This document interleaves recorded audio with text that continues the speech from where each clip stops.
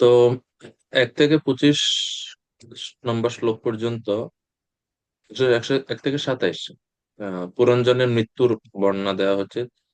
তা প্রজ্জ্ব আর কালকন্যা তাদের আক্রমণের কথা আমরা দেখলাম 8 নম্বর শ্লোক পর্যন্ত। তো 9 থেকে এখন আমরা শুরু করছি। কালকন্যার প্রভাব। যখন কালকন্যা কারো উপর প্রভাব বিস্তার করে বা কালকন্যা কাউকে কৃপা করেন, কালকন্যার কৃপাতে কি হয়? কামানবিলাসন্তিনা यातयामांश्च कन्यया विगतात्मगति स्नेह पुत्रदाराञ्चलालयन्। কামান অভিলাষণ, ইন্দ্রিয় সুখ ভোগের বা কামের যত বাসনা আছে মনের মধ্যে, সব দিন দিন মানে নষ্ট হয়ে যায়। দরিদ্র ব্যক্তির যেরকম ধন সম্পদ নাই সেরকম নষ্ট হয়ে যায়, বিষাদ হয়ে যায় সবকিছু। কার কৃপায়? কন্যা, কালকন্যার প্রভাবে। কালকন্যার কালকন্যা বা জরা, বার্ধক্য যখন কারোর উপর প্রভাব বিস্তার করে তখন। কিন্তু তা সত্ত্বেও হৃদয় কাম বাসনা থাকার ফলে রাজা পুরঞ্জন সর্বতভাবে অত্যন্ত দরিদ্র হয়ে যান। জীবনে প্রকৃত উদ্দেশ্য যে কি তা তিনি বুঝতে পারেননি, কিন্তু তা সত্ত্বেও তার পত্নী ও পুত্রদের প্রতি অত্যন্ত স্নেহশীল হওয়ার ফলে তাদের ভবিষ্যৎ চিন্তা করে তিনি অত্যন্ত উদ্বিগ্ন হন। কালকন্যার প্রভাবে ইন্দ্রিয় সুখ ভোগের সমস্ত বিষয়গুলো বিস্বাদ হয়ে যায়, কিন্তু তারপরেও মন বিতৃষ্ণ হয় না, মন চায় সুখ ভোগ করার জন্য। এটা হচ্ছে সবচাইতে বড় বিপজ্জনক বস্তু।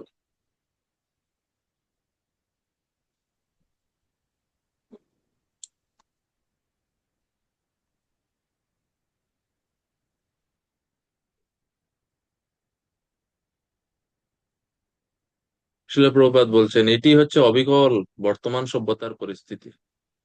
মানে এক্স্যাক্টলি বর্তমান পৃথিবীতে মানুষ এরকমই হচ্ছে। ভবিষ্যতের চিন্তা, স্ত্রী পুত্রদের প্রতি চিন্তা, তাদের কি হবে না হবে এই চিন্তায় উদ্বিগ্ন অত্যন্ত। আত্ম উপলব্ধির কোনো খোঁজ খবর নাই। বিশ্বনাথ চক্রবর্তী ঠাকুর বলছেন কামান মানে কালকন্যা জরা কর্তৃক অধিকৃত যে বিষয়সমূহ, সেই সকল সারহীন মিষ্ট ভোজন আদি ক্ষুধামন্দ হেতু কামনা করতে করতে চায়।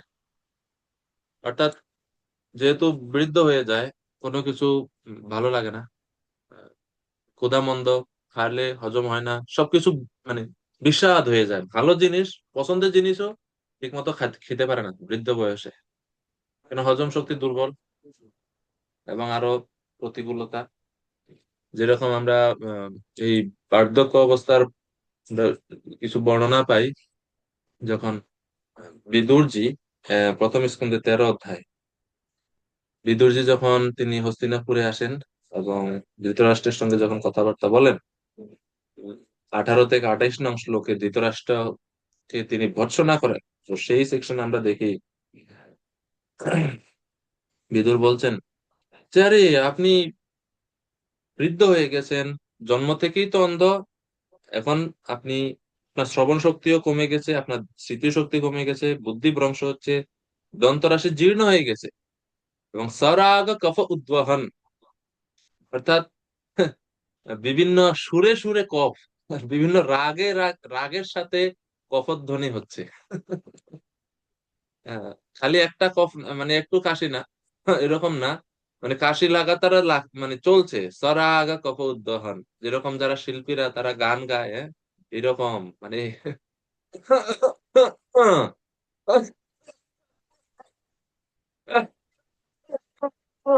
এরকম।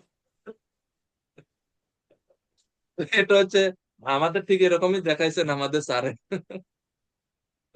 এটাকে বলা হয় সরাগ কফ উদ্দহন। তো এই হচ্ছে বৃদ্ধ অবস্থার করুণ পরিণতি।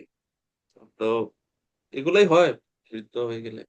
বৃদ্ধ হওয়ার দরকার নাই, যুবক বয়সে যত প্রতিকূলতা শরীরে আমরা দেখছি, বৃদ্ধ হলে তো উপায় নাই। এই জন্য ভক্তিবিনোদ ঠাকুর লিখছেন না, বৃদ্ধকাল আলো সব সুখ ভাগলো। বৃদ্ধকালে কোনো সুখ নাই, যুবকেই সুখ নাই, আসলে জীবনে কোনো অবস্থাতেই সুখ নাই। সবসময় কিছু না কিছু ঝামেলা চলছে এই জগতে। কঠিন জগৎ। এরপরে 10 নম্বর শ্লোক।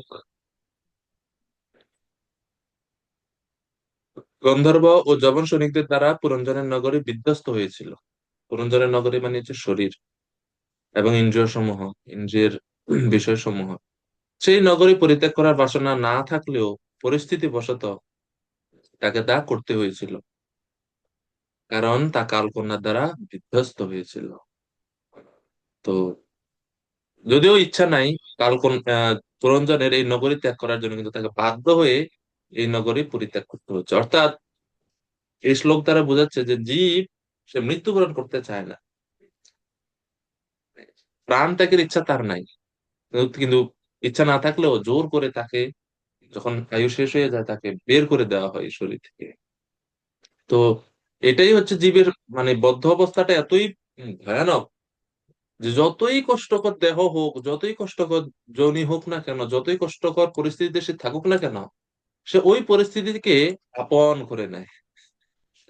অ্যাডাপ্টেবিলিটি পাওয়ার এটা এত বেশি আমাদের, যে সব জায়গায় আমরা নিজেরা সেটিং করতে পারি। শ্রীমদ্ ভাগবতম বলছে যে নরকে যখন যায় কেউ, বারবার বারবার নরকে যেতে যেতে নরকের আবহাওয়ার সাথে সে মিশে যায়, তার টেম্পারেচার, শরীরের তাপমাত্রা মিক্স মানিয়ে যায়, এবং সে একটা পর্যায়ে নরকে থাকতে থাকতে নরকে থাকতে অভ্যস্ত হয়ে যায়, নরক থেকে পর্যন্ত যেতে চায় না। নরক যখন মানে শেষ, মানে শাস্তি ভোগ শেষ, পাপ ফল কর্মফল ভোগ করা শেষ হয়ে গেছে, যমদূতরা বলে ঠিক আছে এখন আপনার তো ছুটি হয়ে যাবে, আপনি নরক থেকে চলে যাবেন। বলছে না না, কই যাবো নরক থেকে, এখানে থাকি। এটা হচ্ছে দেব মায়া। কপিল দেব মাতা দেবভূতিকে বলছেন, নরকস্তোপি দেহম বৈ ন পুমান ত্যক্তুমিচ্ছতি, নারক্যাম নিবৃতৌ সত্যাম দেব মায়া বিমোহিতে। 33:5 শ্রীমদ্ ভাগবতমে বলা হচ্ছে। জন্তুর্বৈ দেহ জন্তুর্বৈ ভব এতস্মিন ইয়ম ইয়ম যোনিম অনুব্রজেত, তস্যাম তস্যাম চ লভতে নিবৃত্তিম ন বিরজ্যতে। The living entity, in whatever species of life he appears, finds a particular type of satisfaction in that species, and is never averse of being situated in such a condition. অর্থাৎ জীব যেই যেই দেহ লাভ করে, ইয়াম ইয়াম ইয়োনিম অনুব্রজেত, যেই যে জনুতে সে, যে যে দেহতে সে সে দেহ ধারণ করে, তস্যাম তস্যাম চ লভতে, সেই সেই দেহতে সে একটা বিশেষ সুখ, বিশেষ তৃপ্তি, বিশেষ আনন্দ পেয়ে সেই দেহ আর সে ত্যাগ করতে চায় না। নিবৃত্তিম ন বিরজ্যতে, সেটা ছাড়তে চায় না। এরপরে শ্লোকেই এটা বলা হয়েছে, নরকস্তপি দেহম, এমনকি নরকস্তপি, ইভেন ইন দ্য হেল, তারা সেই নরকের জীবন, নারকীয় জীবনও তারা ত্যাগ করতে চায় না, এরকম আসক্ত। আমরা জানি ইন্দ্র একবার এভাবে অভিশাপের ফলে শূকর যোনি প্রাপ্ত হলেন। পরবর্তীতে ব্রহ্মাজি আসছেন, ব্রহ্মাজিকে ইন্দ্র চিনছেন না। আপনারা সবাই জানেন এই কাহিনী। তো এই হচ্ছে জীবের আসক্তি। আত্মজায়া সুতাগার পশু দ্রবিণ বন্ধুষু নিরুদ্ধ মূল হৃদয় আত্মানম বহুমন্যতে। কেন সে ছাড়তে চায় না, কেন সে ওই দেহেতে, ওই ওই ওই দেহতেই সে আসক্ত থাকে, কেন, কি তাকে আটকে রাখে, সেটা কোন বন্ধনে?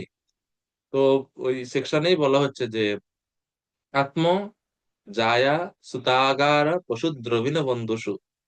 আত্ম মানে হচ্ছে নিজের শরীরের প্রতি, জায়া মানে হচ্ছে স্ত্রী, সুত মানে হচ্ছে সন্তান আদি, আগার মানে হচ্ছে সম্পত্তি, ঘর বাড়ি জায়গা সম্পত্তি, পশু মানে যে পশু, গৃহপালিত পশু পাখি। এখন গৃহপালিত পশু নাই, এখন হচ্ছে গৃহপালিত গাড়ি,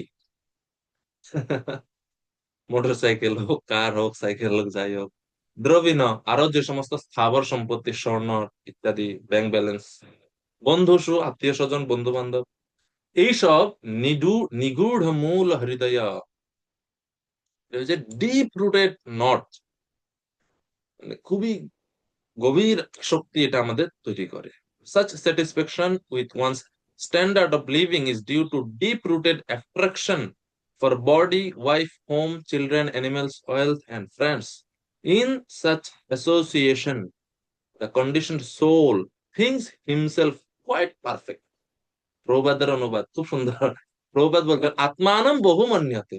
এই এত সবকিছুর প্রতি আসক্ত হয়ে জীব মনে করে আমি তো ঠিক আছি, ভালো আছি, ভালো রাখছেন, সব সুন্দর আছে। আত্মানম নিজেকে বা নিজের জীবনকে এই কন্ডিশনড অবস্থাকে, এই বদ্ধ অবস্থাকে জীব কি মনে করতে থাকে? বহুমান্যতে। ঠিক আছে, কোয়াইট পারফেক্ট সিচুয়েশনে আমি আছি, কেন এটা ছাড়বো? এটা ছেড়ে আবার কই যাবো? এর থেকে ভালো, এর থেকে শ্রেষ্ঠ আর কোথায় আমি পাবো? আমার কত বন্ধু বান্ধব আছে, আত্মীয় স্বজন আছে, অনুগত স্ত্রী আছে, সব তো ঠিক আছে। এইভাবে আসক্ত হয়ে যায়। তো যেটা এখন এখন আমরা পড়ছি এই 10 নং শ্লোকে, পরিস্থিতি তাকে বাধ্য করে, কিন্তু পুরঞ্জনের ইচ্ছা নাই। তো এই সেম সেকশনটা আমরা এই কপিল দেবের উপদেশ থেকেও আমরা প্রাপ্ত হতে পারছি। হ্যাঁ, প্রাসঙ্গিক 3, 30, 5, 6, 7 এই শ্লোকগুলো আপনারা এটা রেফার মানে পড়তে পারেন। আর অন্যান্য সেকশনও আছে, যেটা আমার মনে হলো যে প্রাসঙ্গিক একবারে, এই জন্য বললাম। তা এবং সেখানে আরো আরো শ্লোক আছে, আপনারা পড়বেন, যে এটা পড়ে নিবেন এই সেকশনটা। তো শিলা প্রভুপাদ বলছেন যে জীব বিভিন্ন ভাবে জড়জগৎকে ভোগ করতে চায়, এবং তাই প্রকৃতির নিয়মে তাকে এক দেহ থেকে আরেক দেহে দেহান্তরিত হওয়ার অনুমতি দেওয়া হয়। ঠিক যেভাবে মানুষ একটি শিশুর শরীর থেকে বালকের শরীর প্রাপ্ত হয়, বালকের শরীর থেকে যুবকের শরীর প্রাপ্ত হয়, এইভাবে চক্রাকারে ঘুরতে থাকে। তো ভোগ করার বাসনার কারণে অধিক মাত্রার সে আটকে থাকে, এই দেহ ছাড়তে চায় না। যেহেতু জীব সচ্চিদানন্দ ভগবত ধামে প্রবেশ করার প্রত্যাশী নয়, তাই সে তার বর্তমান শরীরটিকে আঁকড়ে ধরে থাকতে চায়, যদিও তার সম্পূর্ণ অকেজ। তাই এই জড়জগতের সর্বশ্রেষ্ঠ জনকল্যাণমূলক কার্য হচ্ছে কৃষ্ণ ভাবনামৃত আন্দোলনের প্রসার করা। প্রভুপাদ বলছেন যে আমরা যদি সত্যিই কারো উপকার করতে চাই, তাহলে সেই উপকারটা, প্রকৃত পরোপকার হচ্ছে কৃষ্ণ ভাবনামৃত আন্দোলন প্রসার করা। কারণ এর দ্বারাতেই মানুষ ভগবত ধাম সম্বন্ধে জানতে পারে, ভগবত ভক্তি সম্বন্ধে জানতে পারে, ভগবান সম্বন্ধে জানতে পারে, এবং কিভাবে ভগবানের সঙ্গে আমাদের হারিয়ে যাওয়া সম্পর্ক আমরা পুনঃস্থাপন করতে পারি সেই সম্বন্ধে জানতে পারে, এবং সুখী হতে পারে। তারা এই মিথ্যা বা এই অলীক যে জগৎ, এই জগৎ থেকে বিরক্ত হতে শিখে। এই হচ্ছে কৃষ্ণ ভাবনামৃতের শিক্ষা, এবং এই শিক্ষা হচ্ছে আমাদের সকলের কর্তব্য, এই কৃষ্ণ ভাবনামৃত আন্দোলনের মাধ্যমে এটা প্রসার করা। শ্লোক নাম্বার 11। তো 11 নম্বর শ্লোকে বলা হচ্ছে যে প্রজ্জার, তখন পর্যন্ত কাল কন্যার আক্রমণ, এখন প্রজ্জার এর আগমন হলো। যেহেতু মৃত্যুর সময় ঘনিয়ে এসেছে উপস্থিত, তো এই সবাই একসাথে আক্রমণ করছে একের পর এক পুরঞ্জনকে। ভয়ান নাম্নাগ্রজ ভ্রাতা প্রজ্জার প্রত্যুপস্থিতঃ তদাহ ত্বম পুরীম কৃৎস্নাম ভ্রাতু প্রিয় চিকীর্ষয়া। তখন ভয়ের জ্যেষ্ঠ ভ্রাতা প্রজ্জার তার ভ্রাতার প্রসন্নতা বিধানের জন্য সেই নগরীতে আগুন লাগিয়ে দিয়েছিল। মানে হচ্ছে জ্বর। প্রজ্জার মানে হচ্ছে, প্রবাদ বলছে, বিষ্ণু জ্বর নামক জ্বর। চিকিৎসা বিজ্ঞানের দ্বারা দেখা গেছে যে দেহের তাপমাত্রা যখন 107 ডিগ্রিতে পৌঁছায় তখন মানুষের মৃত্যু হয়। জীবনের অন্তিম সময়ে এই প্রজ্জার জীবকে এক জ্বলন্ত অগ্নিতে স্থাপন করে, এবং এত উত্তপ্ত অবস্থার কারণে দেহস্থিত যে সর্প আছে, যেটা সাপের কথা আমরা পড়লাম পুনঞ্জনের, এই সাপ আর থাকতে পারে না এখানে। সাপ এমনিতেই দুর্বল, বৃদ্ধ, এত অগ্নিময় বা এত উত্তপ্ত পরিবেশের কারণে সে এক পর্যায়ে প্রাণ ত্যাগ করে, বা সেই সাপ শক্তিহীন হয়ে পড়ে, দুর্বল হয়ে পড়ে, মৃত্যুর কোলে ঢলে পড়ে একটা পর্যায়ে। এরপরে 12 নম্বর শ্লোক, সেই নগরে যখন দগ্ধ হচ্ছিল, তখন সমস্ত নাগরিকেরা, রাজার ভৃত্যরা, আত্মীয় স্বজনেরা, পুত্র, পৌত্র, পত্নী এবং অন্যান্য কুটুম্বগণ সেই আগুনে দগ্ধ হতে লাগলো। রাজা পুরঞ্জন তার ফলে অত্যন্ত দুঃখিত হয়েছিলেন। অর্থাৎ প্রপাত বলছেন যে শরীরের অনেক অঙ্গ রয়েছে, ইন্দ্রিয়, হাত, পা, ত্বক ইত্যাদি, এবং সেগুলোকে এখানে আলংকারিক ভাবে পুত্র, পৌত্র, নাগরিক, অনুচরবর্গ ইত্যাদি রূপে ব্যাখ্যা করা হয়েছে, যেহেতু এটা পুরো কাহিনীটা হচ্ছে রূপক, সেই জন্য সরাসরি না বলে ইন্দ্রিয় সমূহকে রূপক কাহিনীর মাধ্যমে বা উপমা ব্যবহার করে বিভিন্ন অলংকারিক ভাবে উপস্থাপন করা হচ্ছে। এখানে পুত্র পুত্র তো নাই, নগরীর পুত্র পুত্র বলতে দেহের বিভিন্ন অঙ্গসমূহ। তো যখন বিষ্ণু জ্বরের দ্বারা আক্রান্ত হয়, তখন সেই প্রচন্ড তাপের ফলে মানুষ কখনো কখনো মূর্ছিত হয় এবং সমস্ত ইন্দ্রিয়গুলো তখন ধীরে ধীরে বিকল হতে থাকে, সেটা এখানে দেওয়া হচ্ছে। প্রবাদ বলছেন যে ভগবদ গীতায় উল্লেখ করা হয়েছে যে বিজ্ঞানের উন্নতি সাধনের দ্বারা মানুষ সাময়িকভাবে জীবনের পরিস্থিতি উন্নতি সাধন করতে পারে, কিন্তু জন্ম মৃত্যু জরা ও ব্যাধির দুঃখ হতে সে মুক্ত হতে পারে না। এগুলো জড়া প্রকৃতির মাধ্যমে ভগবান নিয়ন্ত্রণ করেন। প্রবাদ পেট্রোলের উদাহরণ দিচ্ছে, মানুষ এখন সমুদ্রের তলদেশে পেট্রোল অনুসন্ধান কাজে ব্যস্ত। তারা ভবিষ্যতের পেট্রোল সাপ্লাই সম্বন্ধে অত্যন্ত উদ্বিগ্ন, কিন্তু জন্ম মৃত্যু জরা ব্যাধির দুঃখ থেকে তারা নিবৃত্তি লাভ করতে পারে না, সেই ব্যাপারে তারা উদ্বিগ্নও নয়। তো যেটা একটু আগে বললাম, সেই সর্প দেহস্থিত যে সেই রক্ষক সর্প যেটা, সেই সর্পের অবস্থা কি হলো?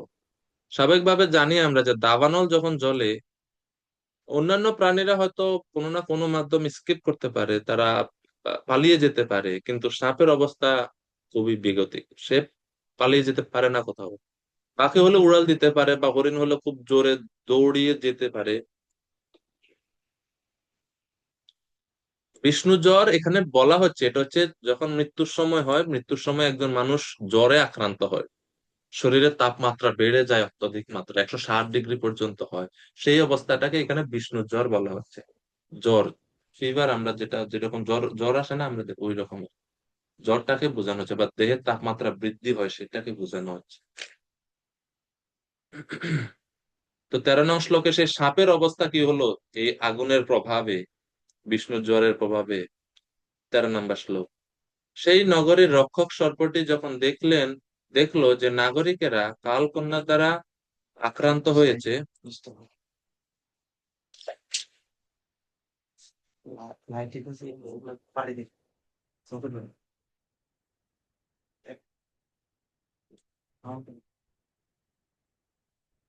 নাগরিকেরা কালকন্যা দ্বারা আক্রান্ত হয়েছে এবং যবনেরা তার গৃহে আগুন লাগিয়ে দিয়েছে, তখন অত্যন্ত শোকে সে কাতর হয়ে পড়লো।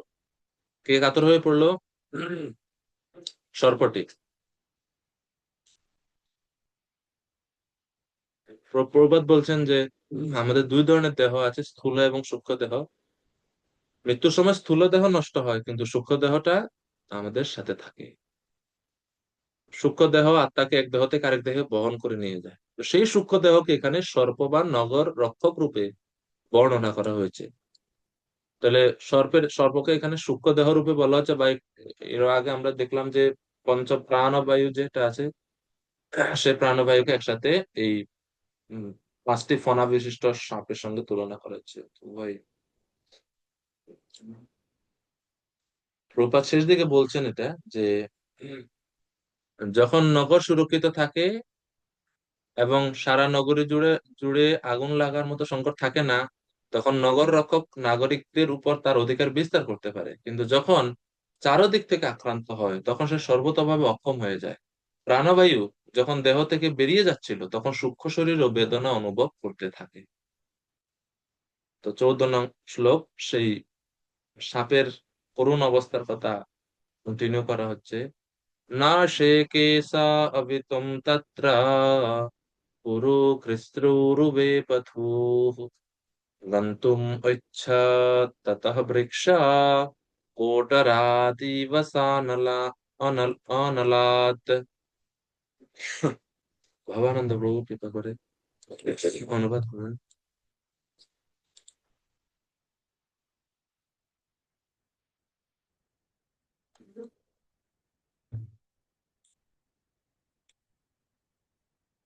মাইক অন করুন প্রভু, মাইক অন হয়নি। হ্যাঁ। হরে কৃষ্ণ, ধন্যবাদ, প্রণাম প্রভু। বনে আগুন লাগলে বৃক্ষের কোটরস্থ সর্প যেমন সেখান থেকে বেরিয়ে যেতে ইচ্ছা করে, তেমনি নগরীর অধ্যক্ষ সর্পটিও অগ্নির প্রচন্ড তাপের ফলে সেই নগরী ছেড়ে চলে যেতে চেয়েছিল। হরে কৃষ্ণ। তো সেই রক্ষক সর্পটি আর তার এই নগরীকে রক্ষা করতে পারছে না এবং সে নিজে এখন সেই নগরী ছেড়ে চলে যেতে ইচ্ছা করছিল। প্রভুপাদ বলছেন যে বনে যখন আগুন লাগে তখন সাপেদের পক্ষে সেই বন থেকে বেরিয়ে যাওয়া অত্যন্ত কঠিন, কারণ তারা উঠতে পারে না, দৌড়তে পারে না, তাদেরকে মাটিতে বেয়ে বা এইভাবে যেতে হয়। কিন্তু যেহেতু চতুর্দিকে আগুন, সেই জন্য তারা আগুনে দগ্ধ হয়ে মৃত্যুবরণ করে। ভুজঙ্গ সাধারণত সেই আগুনে দগ্ধ হয়। জীবনের অন্তিম সময়ে প্রাণবায়ু যেভাবে প্রভাবিত হয়, শরীরের অন্যান্য অঙ্গগুলো ততটা প্রভাবিত হয় না। 15 নম্বর শ্লোক। এর ফলে এই যে দগ্ধীভূত হচ্ছে, উচ্চস্বরে ক্রন্দন করছে সেই সর্পটি। অর্থাৎ এই সর্পটি মানে হচ্ছে একজন ব্যক্তি যখন দেহ ত্যাগ করে, সে দেহ ত্যাগ করার সময় যে উম, সীমাহীন কষ্ট ভোগ করে, সেই কষ্টটাই এখানে তুলে ধরা হচ্ছে। ভবানন্দ প্রভু কৃপা করে 15 নম্বর শ্লোকের অনুবাদ করবেন। যখন গন্ধর্ব ও যবন সৈনিকেরা তার দেহের শক্তিকে সম্পূর্ণরূপে পরাস্ত করে ফেলেছিল, তখন সেই সর্পটির শরীর শিথিল হয়ে গিয়েছিল। সে যখন আ- সে যখন তার দেহটি ত্যাগ করার চেষ্টা করে, তখন তার শত্রুরা তাকে আটকে ফেলে। এইভাবে তার সমস্ত প্রচেষ্টা যখন ব্যর্থ হয়েছিল, তখন সে উচ্চস্বরে ক্রন্দন করতে শুরু করেছিল। হরে কৃষ্ণ। হরে কৃষ্ণ। তো যখন এভাবে গন্ধর্ব যবন সৈনিকেরা পরাস্ত করছে, সেই সর্পটির শরীর মানে সব শক্তি শেষ এখন। চতুর্দিকে শত্রুরা, অর্থাৎ মৃত্যুর কারণ সব উপস্থিত। এবং সে যখন দেখলো যে তার আর কোনো কিছু করার নাই, তখন সে ক্রন্দন করতে শুরু করলো। শিল প্রভুপাদ বলছেন, জীবনের অন্তিম সময়ে ব্যাধির প্রভাবে কফ, পিত্ত ও বায়ুর দ্বারা শরীরের বিভিন্ন দ্বারগুলো রুদ্ধ হয়ে যায়। সমস্ত দ্বার রুদ্ধ হয়ে যায়, জীব কষ্ট ব্যক্ত করতে পারে না, এবং চারপাশে দণ্ডায়মান আত্মীয় স্বজনের মৃত্যু পথযাত্রী ব্যক্তির কণ্ঠ থেকে ঘুরঘুর শব্দ শুনতে পায়। সেই জন্য সম্রাট কুলশেখর মহারাজ তিনি ভগবানের কাছে প্রার্থনা করে লিখছেন, কৃষ্ণ তদীয় পদ পঙ্কজ পঞ্জরান্তম অদ্বৈব মে বিশতু মানস রাজহংস প্রাণ প্রয়াণ সময়ে কফবাত পিত্তৈ কণ্ঠাবরোদন বিধো স্মরণম কুতস্তে। জানেন প্রসিদ্ধ শ্লোক, শ্রীল প্রভুপাদ প্রায় বিভিন্ন স্থানে অনেকবার এই শ্লোক প্রভুপাদ উদ্ধৃতি করেছেন। আপনারা না পারলে এটা শিখতে পারেন। এই মুকুন্দমালা স্তোত্র গ্রন্থের সবগুলা শ্লোকই খুবই সুন্দর এবং খুবই মানে মনের মধ্যে প্রশান্তিদায়ক। আপনারা চাইলে বাদ বাকিগুলো শিখতে পারেন, এটা তো অবশ্যই শিখবেন লিস্ট। মুকুন্দমালা গ্রন্থের একবারে প্রথম থেকে সম্রাট কুলশেখর ভগবানের স্তুতি করতে করতে করতে করতে মৃত্যুর সময় কিভাবে তিনি ভগবানকে স্মরণ করবেন তার কথা তিনি ব্যক্ত করছেন। এবং আমাদের গৌড়ীয় সিদ্ধান্ত অনুরূপ সিদ্ধান্ত বা মতবাদ আমরা ওনার এই স্তুতিতে পাই। এই জন্য ভক্তি সিদ্ধান্ত সরস্বতী ঠাকুর ওনার উম, গৌড়ীয় মঠে এই গ্রন্থের ভক্তি শাস্ত্রের অন্তর্ভুক্ত করছেন এই ভক্তি সিদ্ধান্ত সরস্বতী ঠাকুর। স্বাভাবিকভাবে আমরা অন্য সম্প্রদায়ের কারো গ্রন্থগুলা তো বেশি পড়ি না। সম্রাট কুলশেখর আলো ছিলেন শ্রী সম্প্রদায়ের একজন বৈষ্ণব। তো স্বাভাবিকভাবে আমরা গৌড়ীয় বৈষ্ণবরা অন্য সম্প্রদায়ের আচার্যদের লেখা বই অত পড়ি না। কিন্তু ভক্তি সিদ্ধান্ত সরস্বতী গোস্বামী প্রভুপাদ দেখলেন যে এই গ্রন্থের যে সিদ্ধান্ত বা ওনার যে কথাগুলো এগুলা খুবই অনুকূল আমাদের জন্য। তো যেহেতু উত- আহ, উত্তম বস্তু গ্রহণ করা যায় যে কোনো জায়গা থেকে, এই ভাবে তিনি এটা গ্রহণ করলেন। আর এই কারণে শিল প্রভুপাদও এই গ্রন্থের তাৎপর্য লিখছেন। শিল প্রভুপাদ লিখছেন 6টা শ্লোকের প্রথম 6টা শ্লোকের তাৎপর্য শিল প্রভুপাদ নিজে লিখেছেন। সময় স্বল্পতার কারণে এবং অন্যান্য গ্রন্থের টিকা টিপ্পনী জন্য প্রভুপাদ আর পরে কন্টিনিউ করতে পারেন।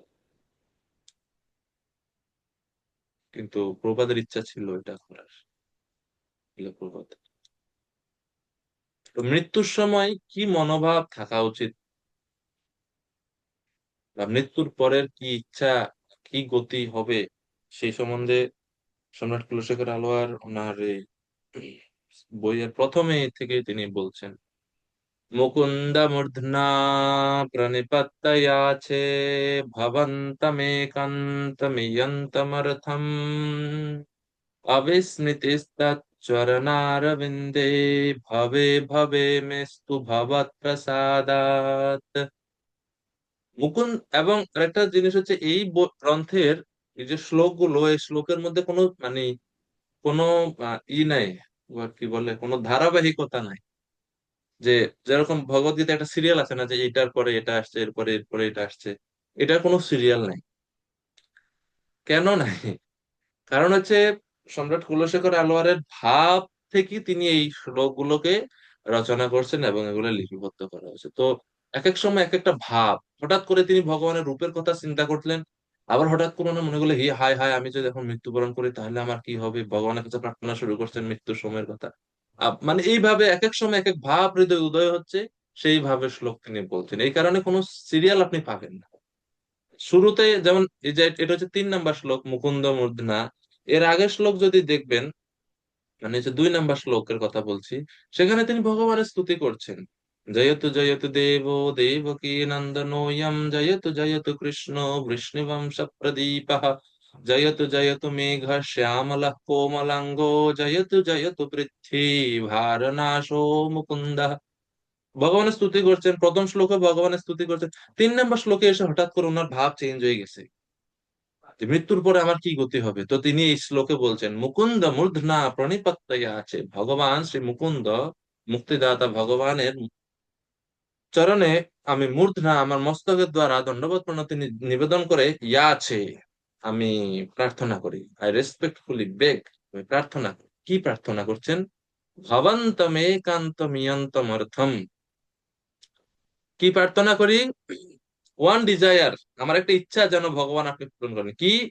In each of my future birth, I will, by your lordship's mercy, always remember and never forget your lotus feet.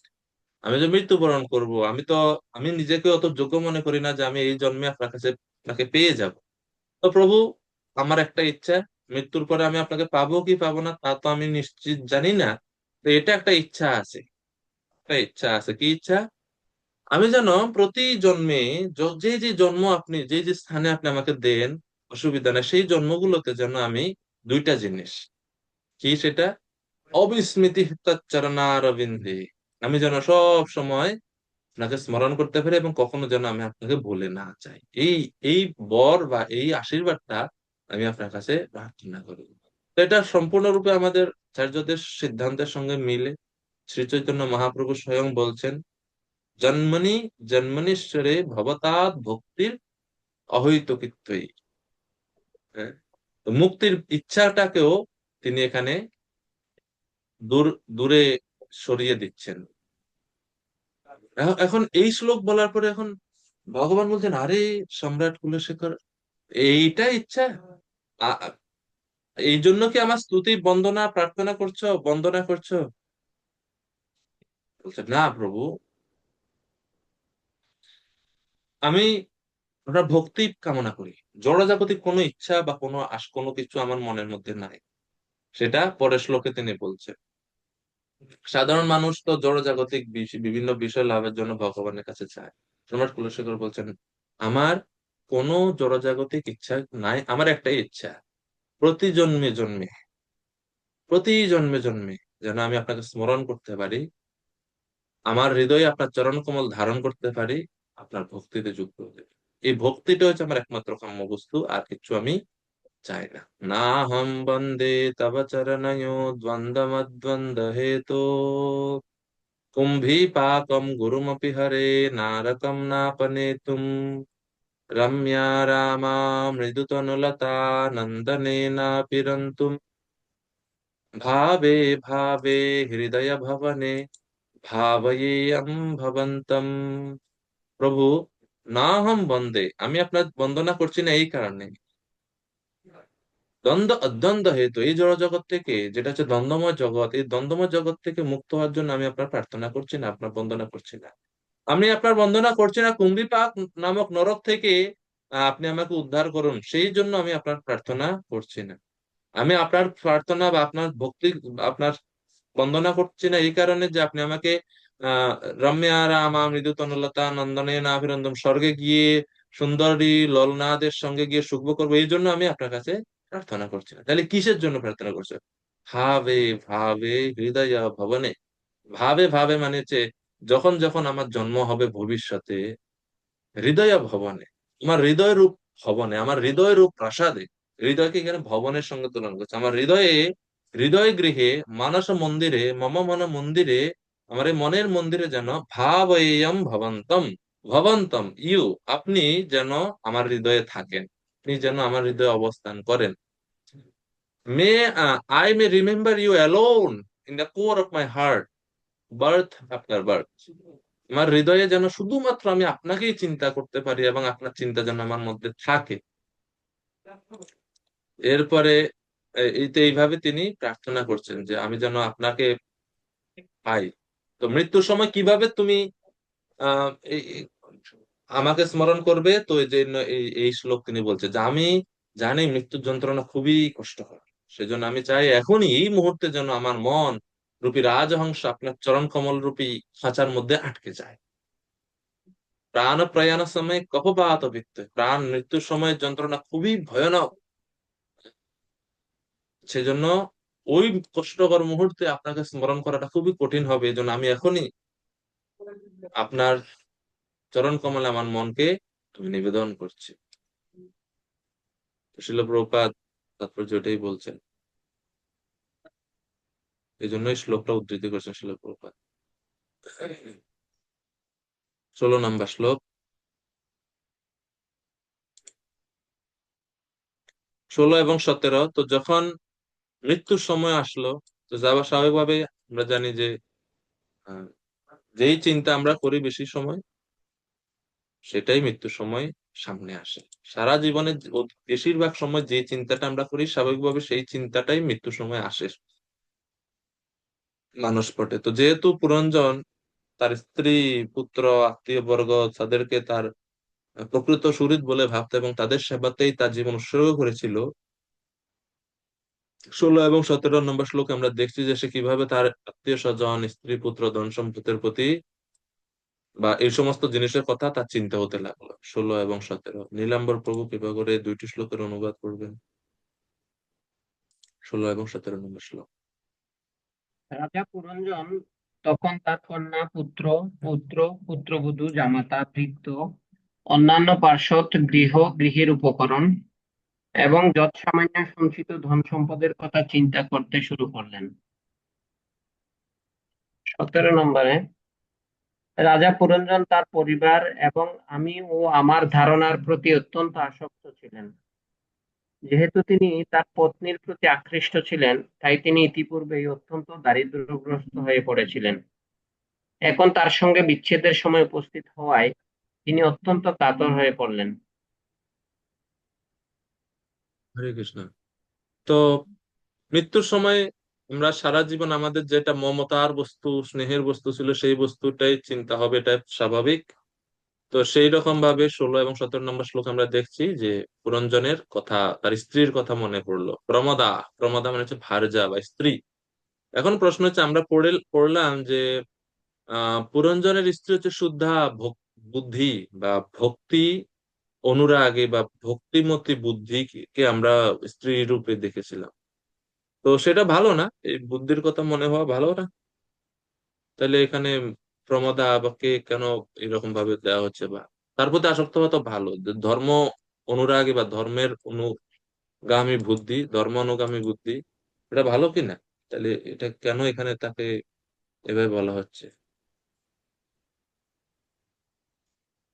তো বিশ্বনাথ চক্রবর্তী ঠাকুর বলছেন এখানে প্রমদা শব্দে ব্যবহারিক ভার্যাকে বুঝতে হবে, শুদ্ধ বুদ্ধিরূপা পুরঞ্জনী নয়।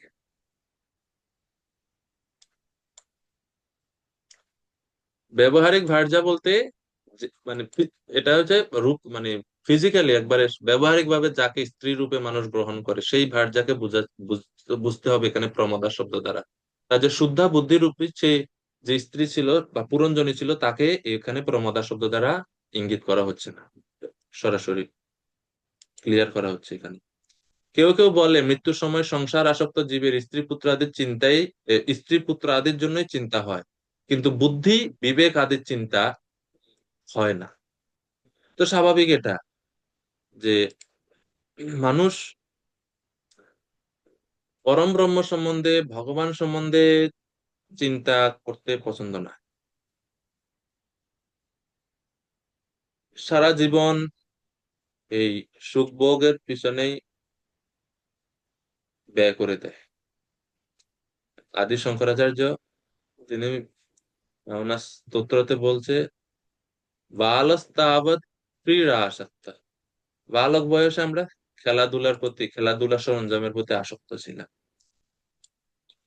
ভগবান চিন্তন শিখায়নি কেউ, মনের থেকে কোনো প্রবৃত্তিও ছিল না, হয় একটু যখন বড় হলাম, তরুণ তরুণী হলাম, যুবক যুবতী হলাম, তরুণস্তাবৎ তরুণী আসক্ত, তরুণ বয়সে আমরা খেলাধুলার সামগ্রীর প্রতি আর আসক্ত রইল না, তখন তরুণের প্রতি আসক্ত হয়ে গেল, বিপরীত প্রতি আসক্ত হয়ে গেল। তো হলো না, সেই সময়ও ধর্মকর্ম হলো না, কিচ্ছু হলো না। তো বৃদ্ধ বয়সে মানুষ সবাই এই অজুহাতে বয়স হলে করবে, বয়স হলে করবো, বয়স হলে করবো, এখন তো যুবক আছি, সুখভোগ করে জীবনটা। তো আদি শঙ্করাচার্য বলছে বৃদ্ধ স্তাবৎ চিন্তামগ্ন, যখন বৃদ্ধ হয় তখন সারা জীবনের সব চিন্তা একসাথে করে, সারা জীবনের চিন্তা মাথার মধ্যে ঢুকে, হায় হায় কি করলাম, এটা হলো না, ওটা হলো না, শরীর ভালো নাই, মন ভালো নাই, খিটখিটে হয়ে যায় মানুষ বৃদ্ধ হইলে। ভালো কথাও তখন ভালো লাগে না, স্মৃতিশক্তি লোপ পায়, শরীর অসুস্থ হয়ে পড়ে, কত বিভিন্ন প্রকার কঠিন কঠিন রোগ আক্রান্ত হয়, কিভাবে ভক্তি করবে। তো এই জন্য বলছেন যে বালস্তাবৎ ক্রীড়া আসক্ত, তরুণস্তাবৎ তরুণী আসক্ত, বৃদ্ধস্তাবৎ চিন্তামগ্ন, পরে পরমে ব্রহ্মণি কোপি ন লগ্ন, পরম ব্রহ্ম চিন্তনে কেউ আসক্ত হয় না, সবাই এক্সকিউজ দেখায়। প্রভুপাদ বলছেন যে মানুষ 16 নম্বর শ্লোকে যে শেষ সময় ডাক্তারকে অনুরোধ করে কিছুক্ষণের জন্য তাকে যেন এক্সট্রা বাঁচিয়ে রাখার ব্যবস্থা করে যেন ডাক্তার। তথাকথিত ডাক্তার অক্সিজেন বা অন্যান্য ওষুধের সাহায্যে কয়েক মিনিটের জন্য যদিও রোগীকে বাঁচিয়ে রাখতে পারে, তাহলে তারা তাদের সেই প্রচেষ্টাকে সার্থক বলে মনে করে, কিন্তু চরমে একটা সময় মৃত্যুবরণ করতেই হয়। শিল প্রভুপাদ বলছেন যে মৃত্যুর সময়ে মনে জড় সুখ ভোগের চিন্তা থাকে, তা ইঙ্গিত করে যে মন বুদ্ধি অহংকারের দ্বারা গঠিত সূক্ষ্ম দেহ আত্মাকে বহন করে নিয়ে যায়। অহংকারের ফলে জীব জড় জগতে ভোগ করতে চায় এবং জড় সুখ ভোগের অভাবে সে অত্যন্ত বিষণ্ণ বা কাতর হয়ে পড়ে। তো এই হচ্ছে বিষয়। এই জন্য সারা জীবন যেন আমরা ভগবত চিন্তনে নিজেদেরকে যুক্ত রাখতে পারি, সেই চেষ্টা আমাদের করা উচিত। প্রভুপাদ পরে আরো পরের 17 নম্বর শ্লোকের দ্বিতীয় প্যারাগ্রাফে বলছেন স্ত্রী শব্দটির অর্থ হচ্ছে বিস্তার, স্ত্রীর মাধ্যমে সবকিছু বিস্তার লাভ করে, স্ত্রীর মাধ্যমে পুত্র কন্যা নাতি নাতনি এভাবে সংসার বিস্তার লাভ করে। এবং বিস্তার বলতে যেরকম একটা গাছের শিকড়, ছোট্ট একটা গাছ 2 ইঞ্চি জাস্ট বীজ থেকে বিকশিত হলো মাত্র, তো এটা শিকড় অত গভীরে যায় না, উপরেই থাকে, টান দিলে চলে আসে। একটা গাছ 1 বছর হয়ে গেছে, বড় হয়েছে, মোটামুটি খুব ভালো বিস্তার, শিকড় অনেক ছড়িয়ে যায় মাটির নিচে অনেক দূর পর্যন্ত, ওটাতে কষ্ট হবে অনেক, তারপরেও কোনো না কোনো মাধ্যমে এটাকে টেনে উঠানো যায়, যেতে পারে 1 বছরের কাছে। তাও 1 বছর অনেক বড় হয়ে যায় গাছ, কিছু কিছু গাছ। আর মনে করেন একটা গাছ 6-7 বছর হয়ে গেছে, তো কি হবে এখন, এটা টেনে তুলতে পারবেন বা তো উপরে করাত দিয়ে কাটতে পারবেন গোড়া, কিন্তু শিকড় তো বের করা যাবে না। তো সে সেই রকম আসক্তি বা বিস্তার লাভ করে, আসক্তির আকর্ষণে বিস্তার লাভ করে স্ত্রীর মাধ্যমে। এই জন্য মানুষ এই আসক্তিটা ছাড়তে পারে না মৃত্যুর ঠিক প্রাককালে। হঠাৎ করে কিভাবে ছাড়, কারণ ত্যাগের শিক্ষা তো, বা ত্যাগ করার যে শিক্ষা বা যে যে অনুশীলন, সে তো সারা জীবন সেটা করেননি ওই ব্যক্তি। প্রভুপাদ বলছেন খুব সুন্দর, যে সে বলে, মানে যে মৃত্যুবরণ করছে, সে বলে, প্রিয় পুত্র, আমি তো এখন চলে যেতে বাধ্য হচ্ছি, দয়া করে তুমি পরিবারের দায় দায়িত্ব গ্রহণ করো। এরপরে কথাটা পড়েন, সে যে কোথায় যাচ্ছে সে সম্বন্ধে কিছুই জানে না, সেইভাবে বলে কই নিজে কই যাবে এটাই জানে না, আবার পরিবারের দায় দায়িত্ব ছেলের উপর দিয়ে যাচ্ছে। বাস্তবতাটা এরকম। এরপরে 18 থেকে 22, তো 18 থেকে 22 নং শ্লোকে বর্ণনা করা হচ্ছে কিভাবে পুরঞ্জন তার স্ত্রী এবং তার পুত্র আদির জন্য শোক করছে। 18 থেকে 22 নং শ্লোকে, যেহেতু সেই চিন্তা সব বৃদ্ধস্থাবৎ চিন্তামগ্ন, সারা জীবনের সব চিন্তা মাথার মধ্যে এখন। শ্লোক নাম্বার 18, ঋষিকেশ প্রভু, আপনার মুখ থেকে আমরা শ্রবণ করতে চাই।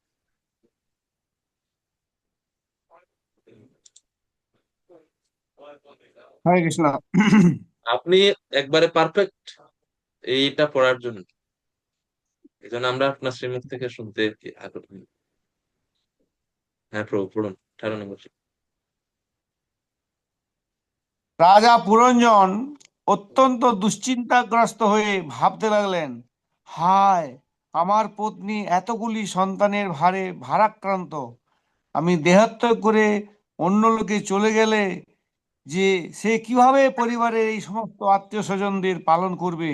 হায়, পরিবারের প্রতিপালনের দুশ্চিন্তায় সে না জানি কত কষ্ট পাবে।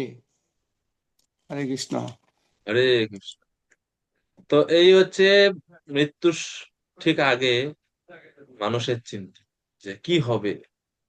তো তার স্ত্রীর কথা সে চিন্তা করছে, যে হায় হায়, কি হবে আমার স্ত্রী, যে আমি যদি মারা যাই সে অতগুলো সন্তানাদি নিয়ে কিভাবে সে বেঁচে থাকবে, কি হবে না হবে, কিভাবে চলবে।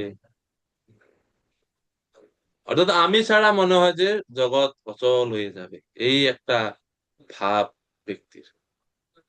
প্রবাদ বলছে তার পত্নী বিষয়ে তার এত চিন্তা দেখে বোঝা যাচ্ছে যে রাজা স্ত্রী লোকদের চিন্তা অত্যন্ত মগ্ন ছিল।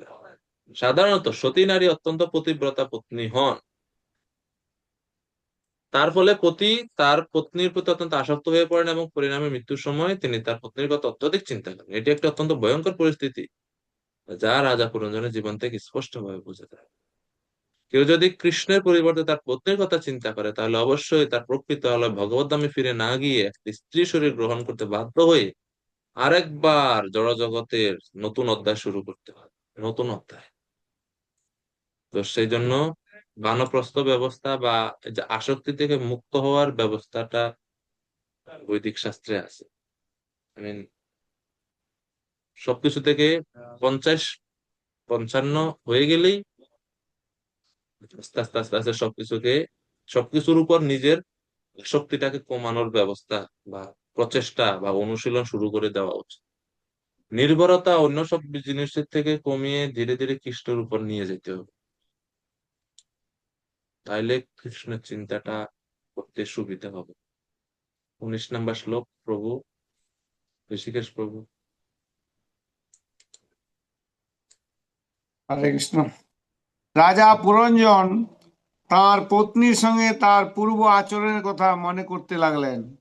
রাজা ভাবতে লাগলেন, আমি আহার না করা পর্যন্ত সে আহার করত না, আমি স্নান না করা পর্যন্ত সে স্নান করত না, এবং সে আমার প্রতি এতই অনুরক্ত ছিল যে কখনো কখনো আমি ক্রুদ্ধ হয়ে তাকে ভর্ৎসনা করলে সে নীরবে আমার সেই দুর্ব্যবহার সহ্য করত। হরে কৃষ্ণ। এখন এই মৃত্যুর সময় তার স্ত্রীর সঙ্গে তার যে পূর্বের যে ব্যবহার, ডিলিং, কথাবার্তা, সেসব এখন ব্যক্তি স্মরণ করছে। তো আমরা অলরেডি দেখেছি যে কিভাবে পুরঞ্জন তার স্ত্রীর প্রতি এতই অনুগত ছিল যে স্ত্রী হাসলে সে হাসতো, স্ত্রী কান্না করলে সে কান্না করতো। এগুলো হওয়ার উচিত ছিল ভগবানের প্রতি, যেরকম ব্রজবাসীদের ক্ষেত্রে আমরা দেখি যে কৃষ্ণগত প্রাণ, কৃষ্ণগত আত্মা, কৃষ্ণ খুশি তো ব্রজবাসীরা খুশি, কৃষ্ণের কোনো বিপদ তো সব ব্রজবাসীরা আতঙ্ক চিন্তিত। যখন সবাই শুনছে যে কৃষ্ণ কালীয় যমুনাতে ঝাঁপ দিয়েছে, কালীয় না কৃষ্ণকে মারার চেষ্টা করতেছে, ওইটা খবর শুনেই অনেক ব্রজবাসী ওইখানেই ফেন্ট হয়ে গেছে, মূর্ছা প্রাপ্ত হয়ে গেছে। তো এই হচ্ছে প্রকৃত স্থিতি, শুদ্ধ শুদ্ধ অবস্থার এই হচ্ছে পরিচয় যে আমরা ভগবানের খুশিতে আমরা খুশি। এই ভাবের পরম পরাকাষ্ঠা হচ্ছে শ্রীমতী রাধারানী। যে খুব সুন্দর শ্লোক আছে চৈতন্য চরিতামৃতে, আমার তো এখন ঠিক মনে পড়তেছে না।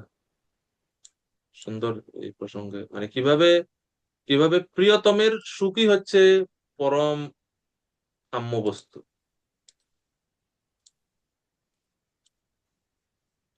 এক মিনিট,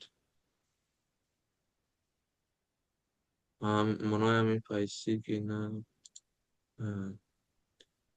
কৃষ্ণ মোর জীবন, কৃষ্ণ মোর প্রাণ ধন, কৃষ্ণ মোর প্রাণের পরাণ। হৃদয় উপরে ধরো, সেবা করি সুখী করো, এই মোর সদা রহে ধ্যান। শ্রীমতী রাধারানীর উক্তি এই শ্লোকগুলা, যে কিরকম ভাবে কৃষ্ণের সেবা করতে হবে। তো বলছেন, ভাব যে কৃষ্ণ মোর জীবন, যে পুরঞ্জন তার জীবন, তার প্রাণধন বলে ভাবছে তার স্ত্রীকে, কিন্তু শুদ্ধ স্থিতিটা কি হওয়া উচিত? কৃষ্ণ মোর জীবন, কৃষ্ণ মোর প্রাণধন, কৃষ্ণ মোর প্রাণেরও প্রাণ। এজন্য হৃদয় উপরে ধরো, সেবা করি সুখী করো, keep him always in my heart and try to please him by rendering service. That is my constant meditation. এটা হচ্ছে এই মোর সদা রহে ধ্যান, এই ধ্যান সবসময় থাকবে যে তাকে সুখী করো। নিজের সুখের, নিজ সুখ বাঞ্ছা বিন্দু মাত্রও নাই ব্রজবাসীদের মনের মধ্যে, বিন্দু মাত্রও নাই নিজ সুখ বাঞ্ছা। তো শ্রীমতী রাধারানীর এই এই ভাব চৈতন্য অন্তলীলা 20 অধ্যায়ে এই সব রয়েছে এখানে।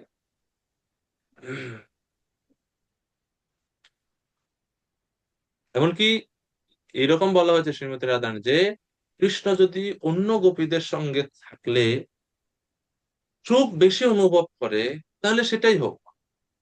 আমি বিরহে কষ্ট পাই, কোনো অসুবিধা নেই, কিন্তু কৃষ্ণ সুখী থাকুক। তো নিজ সুখ বাঞ্ছা ওনাদের কখনোই মনে আসতো না। এই হচ্ছে ভাব।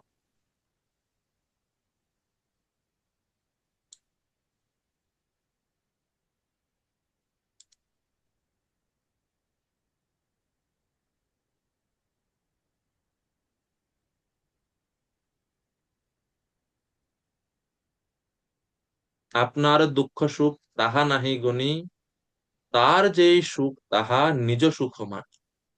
এটা হচ্ছে স্থিতি। আপনার দুঃখ সুখ এটা গণে না, তার যেই সুখ তাহা নিজ সুখ, মানে সে যেটাতে সুখী সেটাতে আমি সুখী। এই এর হচ্ছে ভক্তি বা শুদ্ধ অবস্থা। কিন্তু পুরঞ্জন বা এই আসক্ত স্থিতিটা পুরো বিপরীত। তখন সেখানে কৃষ্ণের পরিবর্তে অন্য কোনো ব্যক্তি, অন্য কোনো বস্তু বসে যায়। আর এটাই হচ্ছে এই প্রকৃতির সংস্পর্শে আসার ফলে আমাদের যে ভালোবাসার যে প্রবৃত্তিটা, প্রেমটা কামে যে রূপান্তরিত হয়, তার প্রকৃষ্ট উদাহরণ। তো পুরঞ্জন হচ্ছে কামের বা আসক্ত জীবনের একটা গ্রাফিক্যাল এক্সাম্পল। আর প্রেম কি জিনিস বা শুদ্ধ ভগবত সেবাটা কি জিনিস, তা ব্রজবাসীরা আমাদের আমাদের এজন্য বলছে যে কাম প্রেম দুহেতে বহুত পার্থক্য আছে। এরকম এরকম একটা সুন্দর শ্লোক আছে। কাম লোহার মতো, আর প্রেম হচ্ছে স্বর্ণের মতো উজ্জ্বল, এরকম।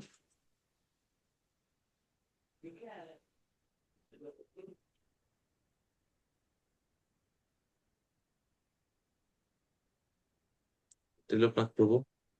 প্রভু দণ্ডবত প্রণাম। প্রভু শ্লোকটা হচ্ছে, অতএব কাম প্রেমে বহুত অন্তর, কাম অন্ধতম প্রেম নির্মল ভাস্কর। অতএব প্রেম গোপীগণের নির্মল ভাস্কর। হ্যাঁ হ্যাঁ, হুম। পরেরটা। অতএব গোপীগণের নেই সেই কামগন্ধ, কৃষ্ণ সুখ লাগি কৃষ্ণ সে সম্বন্ধ। কৃষ্ণ সুখ লাগে। তো কেন্দ্রবিন্দু হচ্ছে কৃষ্ণের সুখ, যেটা মূল আলোচ্য বিষয় এখানে। ধন্যবাদ প্রভুজি।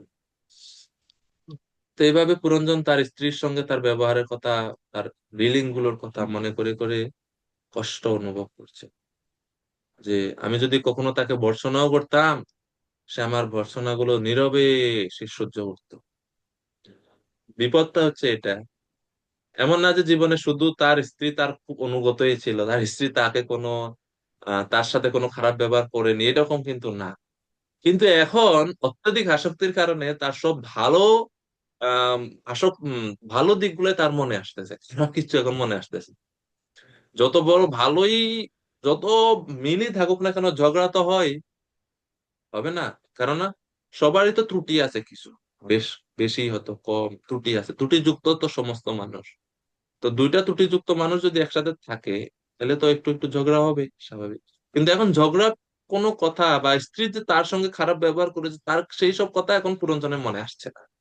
আর এটি হচ্ছে আবরণাৎ আবরণাত্মিকা শক্তির কৃপা, আবরণাত্মিকা শক্তি, মায়াদেবের কৃপা এটা। হ্যাঁ, তারপরে 20 নম্বর শ্লোক, আনন্দিনী মাতাজি কৃপা করে অনুবাদ করবেন।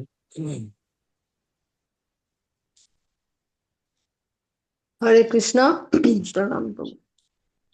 রাজা পুরঞ্জন ভাবতে লাগলেন, আমি যখন মোহাচ্ছন্ন হতাম তখন আমার পত্নী কিভাবে আমাকে সৎ পরামর্শ প্রদান করত, এবং আমি গৃহ থেকে বাইরে চলে গেলে সে অত্যন্ত সুখাচ্ছন্ন হতো। যদিও সে বহু সন্তানের জননী, তবুও সে আমার আশঙ্কা এই যে গৃহস্থালীর দায় দায়িত্বগুলি বহন করতে সে কি সক্ষম হবে। হরে কৃষ্ণ। তো এই হচ্ছে পুরঞ্জনের চিন্তা, যে আমি আমাকে সে সে আমার সহধর্মিণী ছিল। আমি যখন কোনো কিছু বিষয়ে সিদ্ধান্ত নিতে পারতাম না, সে আমাকে খুব ভালো পরামর্শ দিত, বিপদের বন্ধু রূপে ছিল। আমি যখন গৃহে থাকতাম না, দূর দেশে থাকতাম, সে আমার চিন্তিত ছিল। এইসব কথাগুলো তার মনে পড়ছে। কিন্তু বাস্তবতাটা হচ্ছে ভিন্ন রকম। ভিন্ন রকম কি রকম? প্রবাদ বলছেন এখানে যে মৃত্যুর সময় রাজা পুরঞ্জন তার পত্নীর কথা চিন্তা করেছিলেন, তাকে বলা হয় কলুষিত চেতনা। বাস্তবতাটা হচ্ছে এটা, যেটা আদি শঙ্করাচার্য বলছেন ওনার স্তুতিতে, यावद् वित्त उपार्जन सक्तः तावत् निज परिवारो रक्तः तदनु च जरया जर्जर देहे वार्ता पृच्छति कोऽपि न गेहे।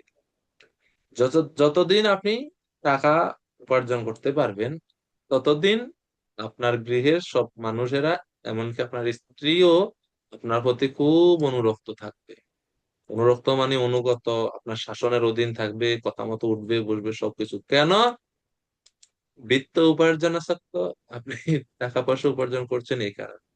বেশিরভাগ সময় আমি এটা এটা কারো মানে ভক্তদের উদ্দেশ্যে বলা হচ্ছে না, মানে বেশিরভাগ মানে ইন জেনারেল বলছি আমরা, তো এই জন্য কেউ আপনারা ব্যক্তিগতভাবে নিবেন না। বেশিরভাগ ভাব কি হয়, এই হচ্ছে সিস্টেমটা বা এই মনোভাবটা মানুষের জড়জাগতিক জীবনে দেখা যায়।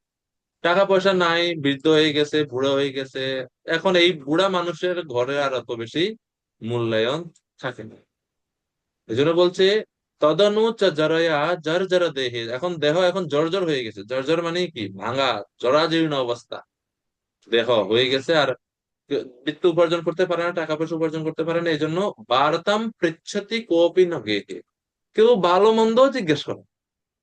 ঘরের এক মানে বাড়ির এক কোণাত একটা রুমে থাকে, ভালো মন্দ কেউ জিজ্ঞেস করে না অত। ছেলে কলেজে চাকরিতে যাচ্ছে আসছে, অত জিজ্ঞাসা করার টাইম আসেনি, ওই একটা ভাব। প্রভাত বলছেন গোলাপ বাগিচার উপর দিয়ে যখন বায়ু প্রবাহিত হয় তখন বায়ু গোলাপের গন্ধ বহন করে নিয়ে যায়, এবং তা যদি নোংরা স্থানের উপর দিয়ে প্রবাহিত হয় তখন খারাপ গন্ধ বহন করে। তেমনি রাজা পুরঞ্জন বা জীবাত্মা জীবনের বায়ু জীবনের বায়ু তার পত্নীর উপর দিয়ে প্রবাহিত করেছিলেন, তাই তাকে তার পরবর্তী জীবনে একটি স্ত্রী শরীর ধারণ করতে হয়েছিল। আমাদের জীবন বাহিত করতে হবে কৃষ্ণ চরণের উপর দিয়ে, কৃষ্ণ চরণ কমলের উপর দিয়ে, তাহলে আমরা ভগবানের চরণ কমলের সুগন্ধ, ভগবান চরণ কমলে স্মরণ করে আমরা পরবর্তীতে ভগবানের দাসে ভগবত সেবাতে আরো বেশি করে মগ্ন হতে পারি। 21 নম্বর শ্লোক। নীলাম্বর প্রভু কৃপা করে।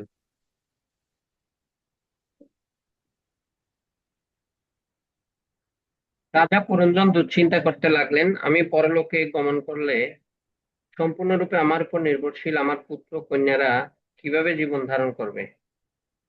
মাঝ সমুদ্রে নৌকা ভগ্ন হলে আরোহীদের যে অবস্থা হয়, তাদের অবস্থাও ঠিক সেই রকম হবে। তো বারবার পুরঞ্জনের এই চিন্তাই হচ্ছে যে আমি যদি চলে যাই তাহলে এদের অবস্থা গতি কি হবে, তারা তো আমার ছাড়া অচল।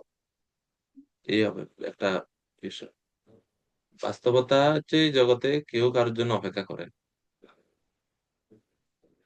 কোনো না কোনো ভাবে কারো অনুপস্থিতিতে অন্য কেউ চলবে। এরকম তো আমরা দেখি না পৃথিবীতে যে একজন স্ত্রী লোক স্বামী মারা গেছে, তো স্বামী মৃত্যুর পর যতদিন উনি বেঁচে ছিল ওনার মুখে কোনো হাসি দেখা যায় না, উনি শুধুমাত্র শোকে মগ্ন ছিলেন, কান্না করলেন, এরকম তো হয় না। প্রথম 1 সপ্তাহ 1 মাস শোক থাকে, এরপরে তো সব ভুলে যায়, জীবন তো আগের মতোই হয়ে যায়। ঠিক আছে না? হ্যাঁ। তো মানে বিষয়টা হচ্ছে এটা, কিন্তু এই পুরঞ্জন অত আসক্তির কারণে উনি ভাবতেছেন যে আমি ছাড়া তো তাদের অবস্থা খুবই খারাপ হয়ে যাবে। কিরকম খারাপ? উদাহরণ দিচ্ছে, ভিন্ন নাব ইবোদদি, সমুদ্রে একটা নৌকা যদি ভেঙে যায় তাহলে আরোহীদের অবস্থা কি হয়, তারা হাবুডুবু খায়।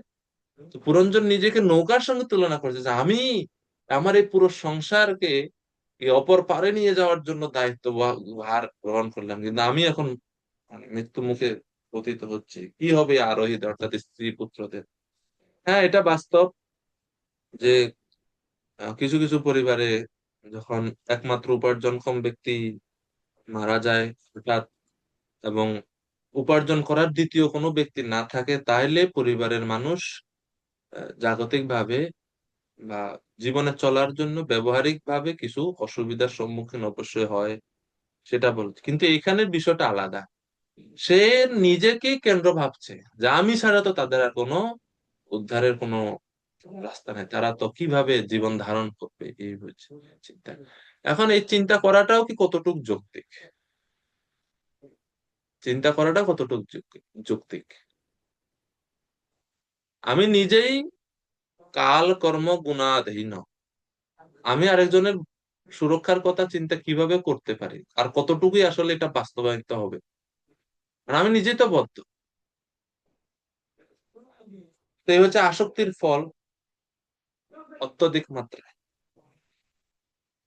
এই জন্য রূপ গোস্বামীর শিক্ষা হচ্ছে অনাসক্ত বিষয়া, অনাসক্ত ভাবে বিষয়ের সঙ্গে ডিলিং করতে, বেশি আসক্ত হওয়া যাবে না। জাস্ট যতটুক দায়িত্ব আছে ততটুক দায়িত্ব পালন করে দায়িত্ব শেষ, বাস আস্তে করে সরে যাব। ধরি মাছ নাচুই পানি, বাংলা প্রবাদ আছে, আপনারা এটা জানেন এটার অর্থ? ধরি মাছ নাচুই পানি, ভারতে যারা আছেন এটা প্রচলিত, আপনাদের এখানে অবশ্য বাংলা ভাষাভাষী যে, তো এইরকম আর কি। মানে আমার যেহেতু এখন পরিবারে যদি থাকতেছি, যেহেতু পরিবারের একটা তো দায়িত্ব তো মাথার উপরে আছে, তো এটা জাস্ট আমি যতটুক সামর্থ্য আছে ততটুক মাত্র আমি নির্বাহ করে যাই। আমি একমাত্র কেন্দ্র, আমি ছাড়া কোনো গতি নাই, আমি রক্ষক, এইটা ভাব ত্যাগ করতে হবে। নিত্য নিত্যানাম চেতনানাম একো বহুনাম ইয় বিদধাতে কাম, এই হচ্ছে মূল সিদ্ধান্ত যে কৃষ্ণ সবার ভরণ পোষণ করতেছেন কারো না কারো মাধ্যমে। আমার মাধ্যমে কয়েকজনের করতেছেন, আমি যদি না থাকি অন্য কোনো মাধ্যমে কৃষ্ণ করবেন। তাদের যতটুকু পাওয়ার উচিত সেটা তারা কোনো না কোনো মাধ্যমে পাবে, এটা হচ্ছে মূল বিষয়। কারণ পালক, জগৎ পালক কৃষ্ণ, আমরা তো জাস্ট একটা মাধ্যম মাত্র।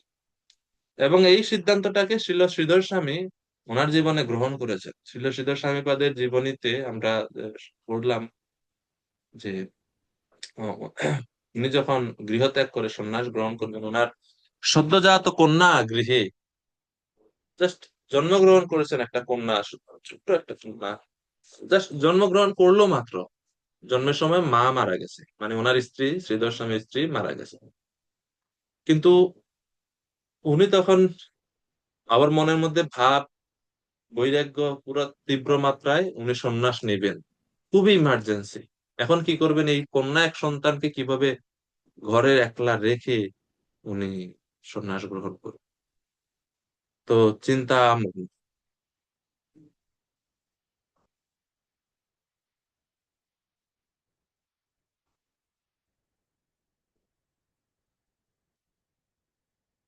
তখন তিনি দেখলেন হঠাৎ করে ভগবানের আহ, পরিকল্পনাতেই, নির্দেশনাতেই ওনার সামনেই একটা টিকটিকি ডিম, টিকটিকি ডিম উপর থেকে পড়ে নিচে পড়লো, ওইটা থেকে একটা ছোট্ট টিকটিকি বাচ্চা বের হলো। বেরিয়েই 2-4 মিনিট 5 মিনিট পরে বাচ্চাটা স্বাভাবিকভাবে হাঁটাহাঁটি শুরু করে দিল। একটু পরেই একটা ছোট্ট একটা পিঁপড়া সামনে দিয়ে যাচ্ছে, ফিস করে এটাকে ধরে খেয়ে নিচ্ছে। আর এটা দেখে শ্রীধর স্বামীপদ ভাবছেন, আসলে আমি তো পালয়িতা না, জগৎ পালক বা ভরণ পোষণের ব্যবস্থা বা প্রদাতা তো তিনি। এই যে টিকটিকিটা, মা নাই, বাবা নাই, ইতর প্রাণী, জন্তু, তাদের তো উন্নত বুদ্ধিমত্তা নাই মানুষের মতো। তার জন্মগ্রহণের পর পর কি খাবে, কিভাবে পড়বে, জীবন ধারণের সব শিক্ষা ভগবান তার সিস্টেমের মধ্যে সব সব ইনস্টল করা আছে, সব সফটওয়্যার। তাকে কেউ শিখায় না যে এটা এটা পিঁপড়া, এটা তোর খাদ্য, এটা খা, এটা কেউ শিখায় নাই। কেউ নাই, মা বাবা আশেপাশে নাই, নিজে নিজে জন্মগ্রহণ করছে, নিজে নিজে জীবন ধারণের সবকিছু শিখে গেছে সে। ভগবান তাকে দিয়েছে সব বুদ্ধিমত্তা। তাহলে আমরা মানুষ হয়ে এত চিন্তা কেন? তো এটা চিন্তা করে তিনি আহ, সেই সন্তানকে রেখে ভগবত সন্তুষ্টি, ভগবত সেবার জন্য এবং জীবনের অন্তিম যে আশ্রম, সন্ন্যাস আশ্রম গ্রহণ করে 100% উনি ভগবত সেবার যুক্ত হয়ে গেলেন। আর একটু পরেই বনের মধ্যে দিয়ে যাচ্ছে ব্রাহ্মণ ব্রাহ্মণী দুইজন, ওনারা কান্না শুনতেছে। ওনারা ভগবানের কাছে প্রার্থনা করে আসছে যে আমাদের একজন সন্তান দান করুন, তাদের অনেক দিন ধরে সন্তানাদি হচ্ছে, সন্তান দেওয়ার জন্য। আর বাড়িতে যাওয়ার সময় শুনছে যে এই কুটিরের মধ্যে একটা বাচ্চা খুব চিৎকার করতেছে। কৌতূহল বশত তারা গেছে যে কি ব্যাপার, অত সময় ধরে চিৎকার করতেছে, কেউ নাই। তো গিয়ে দেখলেন যে কেউ নাই, ঘরের মধ্যে একটা সুন্দর কন্যা, এবং যেহেতু শ্রীধর স্বামীর মতো একজন মহান পুরুষের কন্যা, তো উজ্জ্বল জ্যোতি সম্পন্ন দেখতে পেলেন একটা ব্রাহ্মণরা। তারা সেই কন্যাকে নিজের পুত্রী বলে গ্রহণ করে লালন পালন করলেন, ভরণ পোষণ হয়ে গেল। এইটা, এবং এই এই এই লীলা হচ্ছে খুব সাবধানতার সহিত আবার এটা নিতে হবে। আবার এইটা চিন্তা করে আমরা যেন আহ, আমরা যদি আমাদের যে স্থিতি আছে, স্থিতি বিচার করে এটা এখান থেকে শিক্ষা নিতে হবে। তো যাই হোক,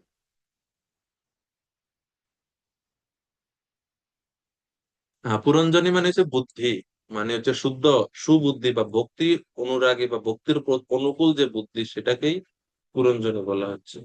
কিন্তু এখানে তো তার স্ত্রী, যে আমরা একটু আগে বললাম যেটা, যে স্ত্রী বলতে ব্যবহারিক স্ত্রীকে বোঝানো হচ্ছে, একজন মানুষ যেরকম তার স্ত্রীর প্রতি অত্যধিক আসক্ত, যে সেই আসক্তিটাকে এখানে তুলে ধরা হচ্ছে পুরঞ্জনের কাছে। ও কত, 22 নম্বর পড়ে হলো নাকি?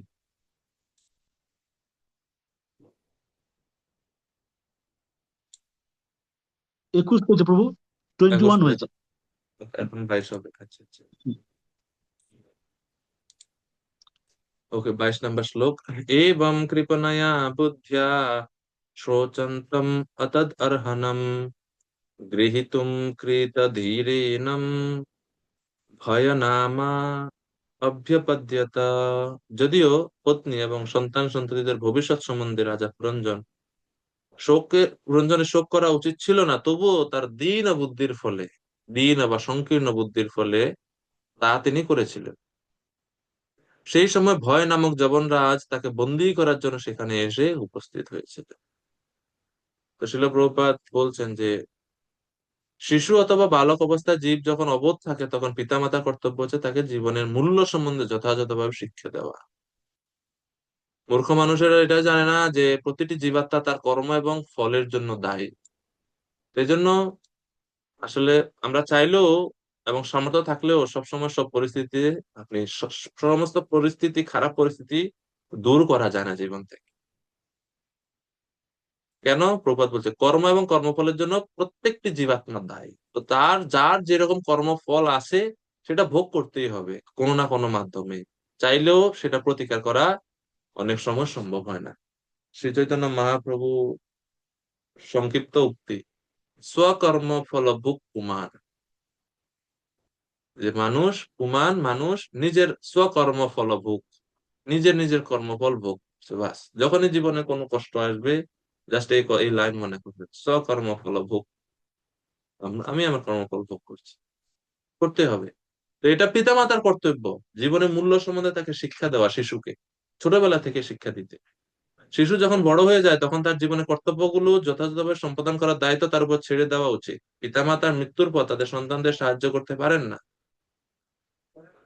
সন্তানদের সাময়িক সাহায্যের জন্য পিতামাতা কিছু সম্পত্তি রেখে যেতে পারেনি, কিন্তু তার মৃত্যুর পর পরিবারের ভরণ পোষণ কিভাবে হবে সেই চিন্তায় মগ্ন থাকা উচিত নয়। এটি হচ্ছে বদ্ধজীবের রোগ। এই যে চিন্তাটা যে করে মানুষ, তো এমন নাতি, ছেলের নামে ব্যাংক অ্যাকাউন্ট আছে, ছেলের ঘরে একটা নাতি আছে তার নামেও ব্যাংকে টাকা রাখতেছে, এরপরে আরো যে 3-4 প্রজন্ম আসবে তাদের জন্য জমা করে রাখছে। তো এই হচ্ছে রোগ, ভবরোগ। নিজেরই কোনো খোঁজ খবর নাই, নিজের যে কি হবে তারই কোনো ভরসা নাই, কিন্তু ভবিষ্যৎ প্রজন্ম নিয়ে খুবই চিন্তিত।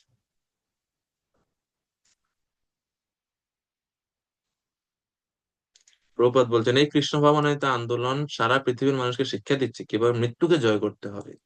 হরিম বিনা ন স্মৃতিম তরন্তি, পরমেশ্বর ভগবানের শ্রীপাদপদ্মের আশ্রয় গ্রহণ না করলে মৃত্যুকে জয় করা যায় না। এই এই জন্য কৃষ্ণ ভাবনামৃতের আন্দোলনের সদস্য হিসেবে প্রথমে তো আমাদের কর্তব্য আছে এটা যে আমরা অ্যাটলিস্ট নিজেরা নিজেদের মৃত্যুকে আমরা যেন জয় করতে শিখি, তাহলে না আমরা অন্যজনকে সাহায্য করতে পারবো বা শিখাইতে পারবো। রেডি হইতে হবে, সকলের কর্তব্য।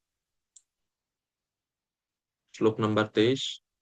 তো 23 থেকে 27 পর্যন্ত পুরঞ্জনের মৃত্যু কিভাবে হচ্ছে তা বর্ণনা করা হচ্ছে। হ্যাঁ, সুশীলা মাতাজি শ্লোক নাম্বার 23-এর অনুবাদ পূরণ কৃপা করে। হরে কৃষ্ণ প্রভু, প্রণাম। নাম। যবনেরা যখন রাজা পুরঞ্জয়কে একটি পশুর মতো বন্ধন করে তাকে তাদের স্থানে নিয়ে যেতে লাগলো, তখন রাজার অনুচরেরা অত্যন্ত ব্যাকুল হয়েছিল। তারা যখন শোক করছিল তখন তাদেরও তার সঙ্গে জোর করে ধরে নিয়ে যাওয়া হয়েছিল। হরে কৃষ্ণ। পশুর মতো তাকে বন্ধন করে তাদের স্থানে নিয়ে যেতে লাগলো জবানেরা, মানে হচ্ছে যমদূত।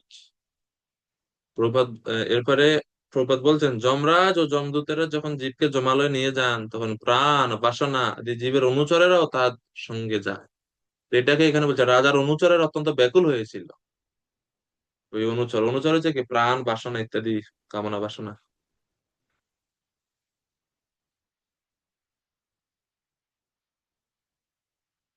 প্রপাত বলছেন যে বেদে প্রতিপন্ন আছে যমরাজ যখন জীবকে বন্দি করে নিয়ে যায় তম উৎক্রামন্তম, প্রাণও তখন তার সঙ্গে সঙ্গে প্রাণ তখন তার সঙ্গে সঙ্গে যায়, প্রাণ অনুক্রামতি, এবং প্রাণ যখন যায়, প্রাণম অনুক্রমাত্তম, সমস্ত ইন্দ্রিয়গুলো সর্বে প্রাণাহা তার সঙ্গে সঙ্গে যায়, অনুক্রমন্তি, এভাবে বেদে বর্ণনা করা আছে।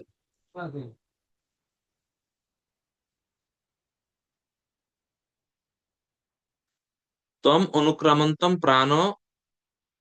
প্রাণোয়ম অনুক্রামন্তম সর্বে প্রাণা অনুক্রামন্তি তি। এটা হচ্ছে শ্রুতি মন্ত্র।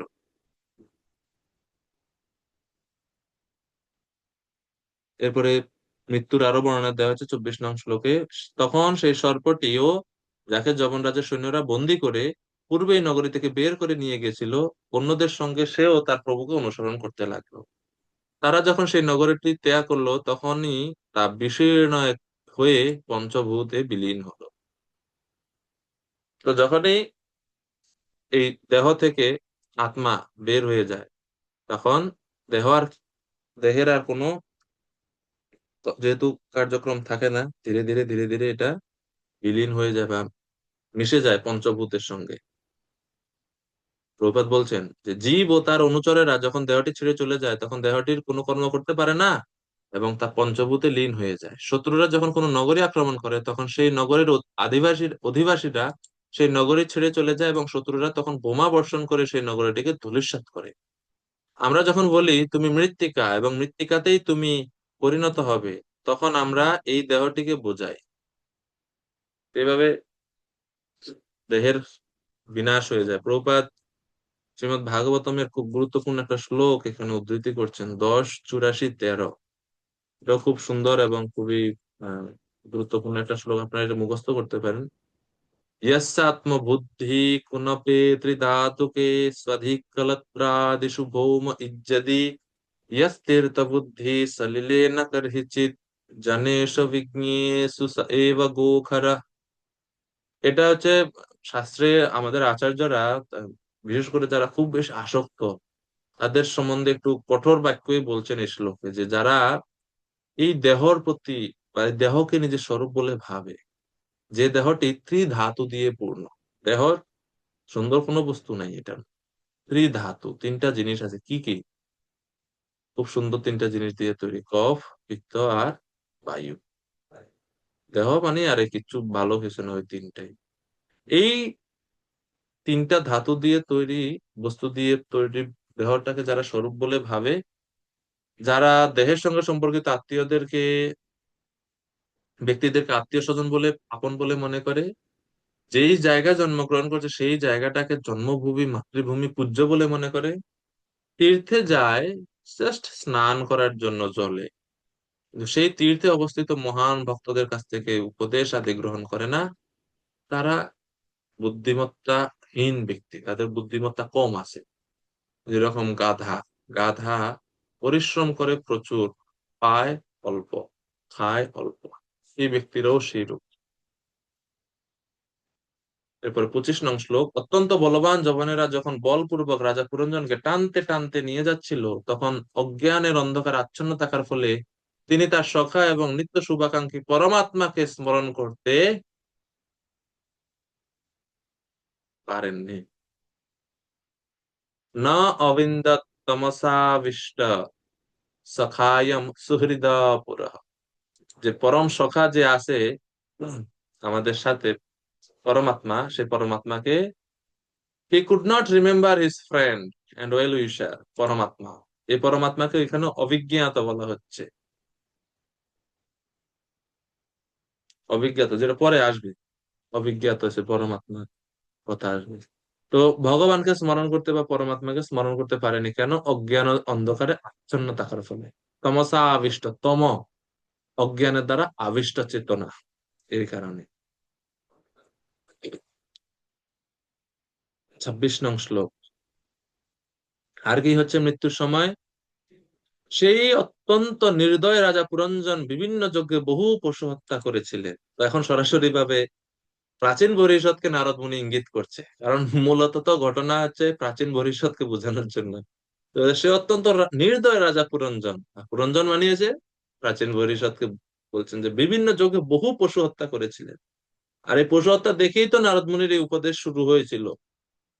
তো এভাবে তিনি এখন বোঝাচ্ছেন পশু হত্যা করার ফলে সেই সমস্ত পশুরা সুযোগ পেয়ে তাদের শিংয়ের দ্বারা এই ব্যক্তিকে বিদীর্ণ করতে লাগলো, যেন তারা কুঠার দিয়ে তাকে খন্ড খন্ড করে কাটতে লাগলো। তো যেহেতু এই আহ, এই এই রাজা তাদেরকে হত্যা করেছে যজ্ঞে বা আগে পূর্বেতে, তো সেই পশুরা এখন হিংসাত্মক হয়ে প্রতিশোধ নেওয়ার চেষ্টা করছে। যারা ধর্মের নামে অথবা আহার করার জন্য পশু হত্যা করে সেই ব্যক্তিরা যমদণ্ড ভোগ করতে হয়। মাংস শব্দের অর্থ কি প্রভুপাদ ব্যাখ্যা করছেন, মা মানে যে আমাকে, স মানে যে সে, তো এই দুইটি শব্দের সমন্বয় হচ্ছে মাংস। অর্থাৎ যে পশুগুলোকে আমরা বা আমি হত্যা করি, আবার আমাদেরকে হত্যা করার জন্য তাদের সুযোগ দিতে হবে, মানে দেহটাকে, যদিও আত্মা তো বধ করা যায়। তো এই জন্য বলছে সিংহের দ্বারা তারা তোমাকে বিদীর্ণ করার জন্য, মারার জন্য তারা আসছে এইভাবে। 27 নং শ্লোক। রমণীর দূষিত সঙ্গ প্রভাবে রাজা পুরঞ্জনের মতো জীবেরা নিত্যকাল সংসারের কষ্ট ভোগ করে এবং বহু বহু বছর ধরে স্মৃতিরহিত হয়ে তারা জড়জাগতিক জীবনের অন্ধকার প্রদেশে অবস্থান করে। এটা খুব সুন্দর শ্লোক। অনন্ত পারে তমসি মগ্নো নষ্ট স্মৃতি সমাহ শাশ্বতী অনুভূয়ার্তিম প্রমদা সঙ্গ দূষিতা। অর্থাৎ অত্যধিক আসক্তির কারণে সে সংসার কষ্ট ভোগ করতে লাগলো এবং বহু বছর ধরে স্মৃতিরহিত হয়ে, অর্থাৎ ভগবত সেবা যে করতে হবে সেই স্মৃতিটা এখন আর তার মধ্যে নাই।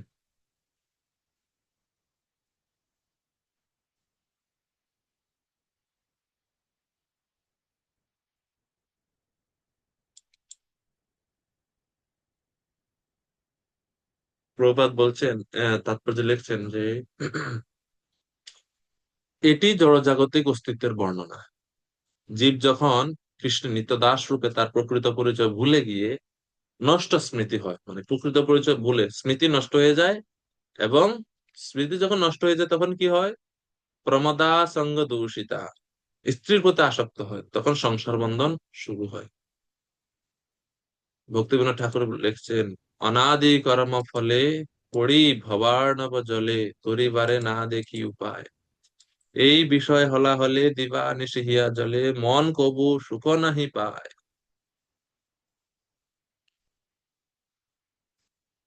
এবং শেষ প্যারাগ্রাফে প্রভুপাদ প্রমদা সঙ্গ দূষিতা শব্দের ব্যাখ্যা করছেন।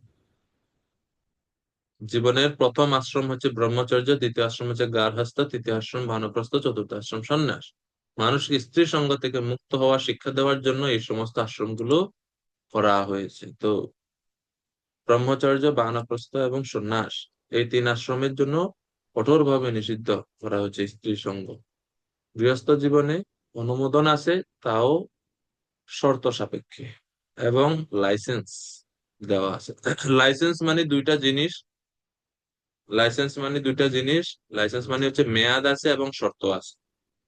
মেয়াদ কদিন? 50 পর্যন্ত। শর্ত কি কি? বিভিন্ন শর্তাবলী আছে। তো এই 27 পর্যন্ত, এইখান পর্যন্ত আমরা পুরঞ্জনের মৃত্যুর বর্ণনা দেখলাম। এখন 28 থেকে 32 নং শ্লোকে কিভাবে পুরঞ্জন পরবর্তীতে, অর্থাৎ পরের জন্মে